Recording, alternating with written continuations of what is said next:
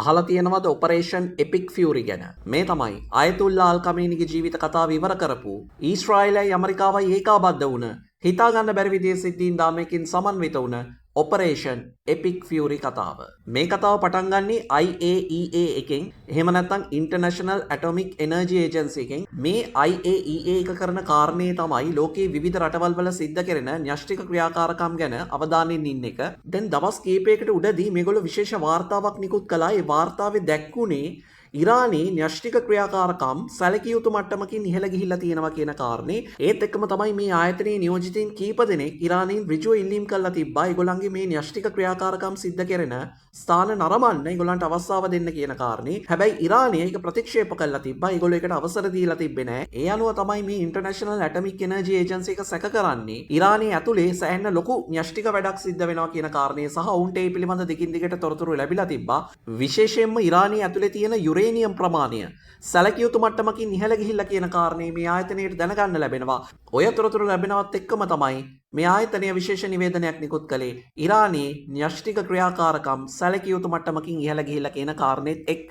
මේකට සමගාමීව ඇමරිකාවේ CIA එක Central Intelligence Agency එක සහ DIA එක Defense Intelligence Agency එක කියන දෙකම ඉරානයේ න්‍යෂ්ටික ක්‍රියාකාරකම් ගැන අනතුරු ඇඟවීමක් කළා තිබ්බා. සහ මේ සම්බන්ධයෙන් නිකුත් කරපු සමහර වාර්තාවල කියවුණේ ඉරානය න්‍යෂ්ටික අවියක් නිර්මාණය කිරීම සඳහා ඉතාම ආසන්නයේ පහු වෙනවා කියන කාරණේ. සමහර තැන්වල සඳහන් වුණා ඉරානය තවත් සති දෙකක් ඇතුළත න්‍යෂ්ටික බෝම්බයක් සෑදිය හැකි මට්ටමේ ඉන්නවා කියන කාරණේ. ඔන්න ඔය වාර්තා ටිකෙන් තමයි ඇමරිකාවයි ඊශ්‍රායලයයි කලබල වෙන්න පටන් ගත්තේ. දෙවනි හේතුව බවට ට්‍රම්ප් සඳහන් කළා තිබුණේ ඔහුට ඕන වෙලා තිබුණා අයතුල්ලා අලි ඛමීනිගේ පාලනය. එහෙම නැත්නම් එයාගේ රෙජිම් එක බිඳ දාන්න. කාලයක් තිස්සේම අයතුල්ලා අලි ඛමීනි ට්‍රම්ප් එක ගේම ඉල්ලපු චරිතයක්. ට්‍රම්ප් එකක් කියනකොට අලි ඛමීනි දෙකක් කියනවා, එහෙන් දෙකක් කියනකොට මෙහෙන් තුනක් කියනවා. ওই විදිහට තමයි දිගින් දිගටම ට්‍රම්ප් දෙවනි පාර බලයට පත් වුණාට පස්සේ ඉරානය සහ ඇමරිකාව අතර තත්ත්වයේ තිබ්බේ. ඒ නිසාම දෙවනි හේතුව විදියට ට්‍රම්ප්ට ඕන වෙනවා මේ අලි ඛමීනිගේ පාලනය ඉරානය ඇතුලේ බිඳවට්ටන්න. මේ අයතුල්ලා අලි ඛමීනි කියලා කියන්නේ ඉරානයේ හිටපු සුප්‍රීම් ලීඩර්. ඔහු 1987 ඉඳලා මේ ඇමරිකානු ප්‍රහාරය සිද්ධ වෙලා මේ අනතුරුම ඉරානයේ ආධ්‍යාත්මික නායකයා විදියට සේවය කරපු කෙනා. ලෝකයේ අනිත් රටවල තියෙනවට වඩා වෙනස් විදිහේ පාලන තන්ත්‍රයක් තමයි මේ ඉරානය ඇතුලේ විහිදලා තියෙන්නේ. ඒකට හේතුව තමයි ඉරානයේ ජනාධිපතිවරයෙක් ඉන්නවා, ඇමති මණ්ඩලයක් ඉන්නවා, පාර්ලිමේන්තු බලයක් තියෙනවා.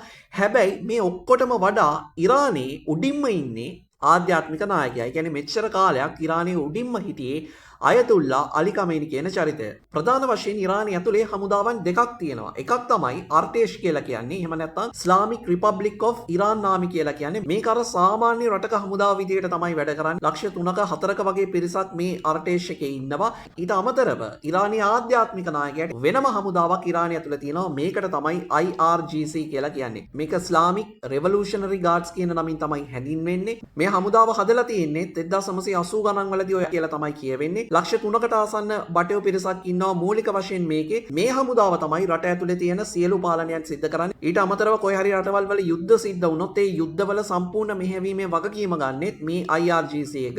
සරලව කිව්වොත් IRGC එක පාලනය වෙන්නේ ඒ රටේ ආධ්‍යාත්මික ප්‍රධානියාගේ වචනෙට. මෙච්චර කාලයක් ඒක පාලනය කළේ ඛමීනි. රටේ ගොඩබිම් සාගර කලාපයේ සහ ගුවන් කලාපයේ සියලු පාලනයන් සිද්ධ කරන්නේ IRGC එක.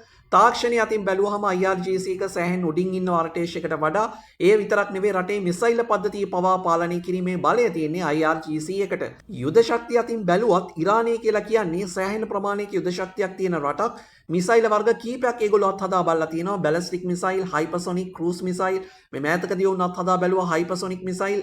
ඇත්තටම ඉරානයේ දැනගෙන හිටියා කොයි වෙලාවෙ හරි ඇමරිකාව තමන්ට පහර දෙනවා කියන කාරණේ. ඒකට ඉරානය ඕනවටත් වඩා හොඳින් සූදානම් වුණා.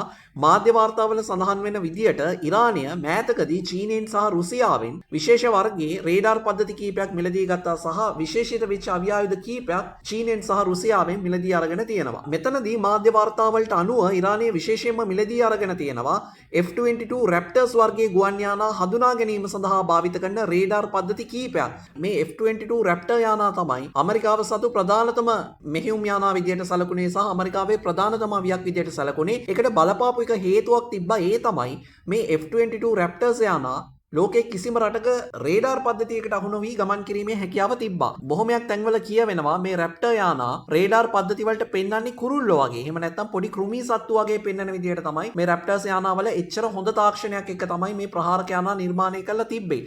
ඒ නිසා ඉරානයත් දැනගෙන හිටියා මේ F-22 රැප්ටර් යානා තමයි පහර දෙන්නේ කියන කාරණය සහ ඒකට අවශ්‍ය කරන තාක්ෂණය ඔවුන් යොදාගෙන තිබ්බා. මේකේ පුදුම සහගත දේ තමයි අයතුල්ලා අලි ඛමීනිව ඝාතනය කරන්න සහ ඉරානයට පහර දෙන්න ඇමරිකාව පාවිච්චි කරලා තිබුණේ F-22 රැප්ටර්ස් වර්ගයේ යානා. හැබැයි ඉරානය මේ අලුත් රේඩාර් යන්ත්‍ර සහ අලුත් තාක්ෂණය ගෙනලා තමන්ගේ රටේ ස්ථාපිත කළාට අන්තිම මොහොතේ රට ඇතුළට රිංගලා බංකරයක් ඇතුලේ හිටපු භූගත බංකරයක් යට හිටපු අයතුල්ලා අලි ඛමීනි ඇතුළු පිරිසව ඝාතනය කරලා යනකම්ම F-22 රැප්ටර්ස් යාන අඳුරගන්න අර අලුත් තාක්ෂණයට සහ රේඩාර් යන්ත්‍ර වලට හැකියාවක් ලැබිලා තිබුණේ නැහැ. ඒකෙන් පැහැදිලිව පේනවා ඉරානය චීනය සහ රුසියාවේ නව තාක්ෂණික මෙවලම් සහ උපාංග කෙරෙහි තබපු විශ්වාසය නැති වෙලා ගියා කියන කාරණේ. අයතුල්ලා අලි ඛමීනි ඇතුළු IRGC එකේ ඉහළ පෙළේ නායකයෝ කීප දෙනෙක් පොළව අභ්‍යන්තරයේ භූගත බංකරයක් ඇතුලේ සිද්ධ කරපු රහසිගත සාකච්ඡාවක් කරන වෙලාවේදී ඒ ස්ථානයේ නිවැරදි වඳුරගෙන නිශ්චිතව ප්‍රහාරය එල්ල කරන්න ඇමරිකාව සමත් වෙලා තිබුණා. මේ ඉරානයට ගහන්න දවස් දෙකකට විතර උඩදී මැද පෙරදිග කලාපේ ඉන්න ඇමරිකානු හමුදා සෙබළුන්ට තරු පහේ භෝජන සංග්‍රහයක් දීලා තිබ්බා. සාමාන්‍යයෙන් ඔවුන්ට හම්බෙන කෑමයකට වඩා විශාල ප්‍රමාණයේ ආහාර වේලක් විශාල ප්‍රමාණයේ දේවල් කීපයක් මේ ආහාර වේලට එකතු කරලා තිබ්බා. ජාත්‍යන්තර මාධ්‍යෙත් මේක වැඩි වශයෙන් අවධානයට යොමු වෙලා තිබ්බා. 5 star meal එකක් දෙන්න පියවර අරගෙන තිබුණා.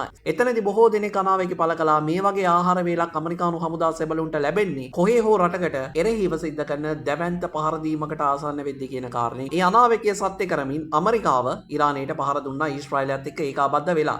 ඊළඟ ප්‍රශ්නයේ බවට පත් වුණේ ඇමරිකාව කොහොමද අයතුල්ලා අලි ඛමීනි පොළව යට හරියටම හිටපු තැන හොයාගත්තේ කියන කාරණේ. මේකට ඇමරිකාවට ඊශ්‍රායලෙන් උදව් ලැබුණු බව කියවෙනවා. ඊශ්‍රායලයේ මොසාඩ් එක සෑහෙන කාලයක් තිස්සේ ඉරානයේ ඇතුලේ ඔත්තු බලන වැඩ කරනවා. ඊශ්‍රායලයේ මොසාඩ් එක මේ විදිහට හරි විදිහටම ඔත්තු බලලා ඉරානයේ ඉහළ පෙළේ නායකයෝ කීප දෙනෙක් හිටපු තැන් හරියටම බලලා ප්‍රහාර එල්ල කළා ඔවුන්ගේ ජීවිත කතාව අවසන් කරලා තියෙනවා. ඒකට හොඳම උදාහරණය තමයි මේ ඉරානයේ න්‍යෂ්ටික වැඩපිළිවෙලේ පියා විදියට සැලකුණ සෑහෙන දැවැන්ත චරිතයක් වෙච්ච ඉරානයේ මොහසෙන්ව හුව ඝාතනය කරන්න ඊශ්‍රායලයේ මොසාඩ් එක සමත් වෙනවා. ඒකට ඔවුන් පාවිච්චි කරලා තිබ්බේ මොසාඩ් එකේ නියෝජිතයෝ කීප දෙනෙක් වෙස්වලාගෙන ඉරානයට ඇවිල්ලා තිබ්බා. ඔවුන් දන්ත වෛද්‍යවරු විදියට සේවය කරලා තිබ්බා.